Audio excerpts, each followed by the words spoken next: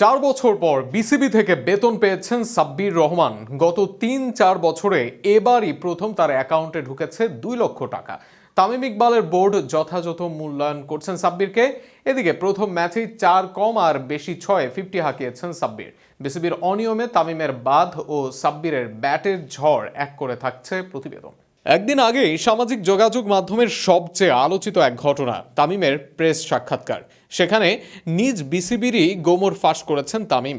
সেখানে ক্লিনারদের বেতনও যে দালালরা খেয়ে ফেলছে তা তুলে ধরেন খান সাহেব। তাছাড়া এবার সামনে এসেছে অন্য আরেক ইস্যু। স্টার নিউজকে দেওয়া এক সাক্ষাৎকারে তামিমের বিসিবিতে আসার ইতিবাচক দিক নিয়ে কথা বলেছেন জনপ্রিয় ক্রিকেটার সাব্বির রহমান।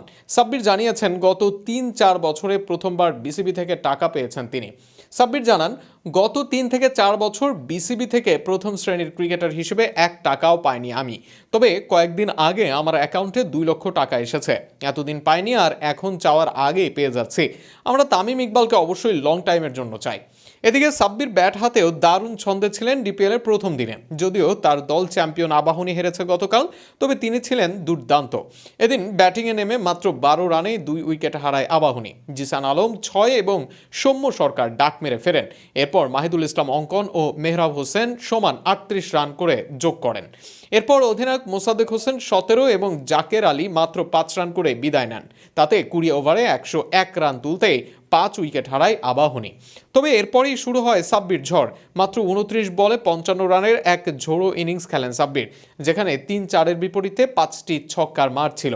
সাব্বিরের এই ঝোড়ো ইনিংসে ভর করে শেষ 10 ওভারে 80 রান যোগ করে একটি লড়াকু পুঁজি পায় আবাহনী। তবে যদিও হারে তার দল, তবে তামিমের বোর্ডের অধীনে যদি এমন ভালো খেলতে থাকেন সাব্বির, শীঘ্রই জাতীয় দলেও আসার সুযোগ আছে সাব্বির রহমান রুমানের।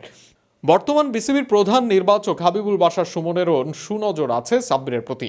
সব মিলিয়ে এখন ধারাবাহিক হলেই আবারও জাতীয় দলে দেখা যেতে পারে সাব্বিরকে।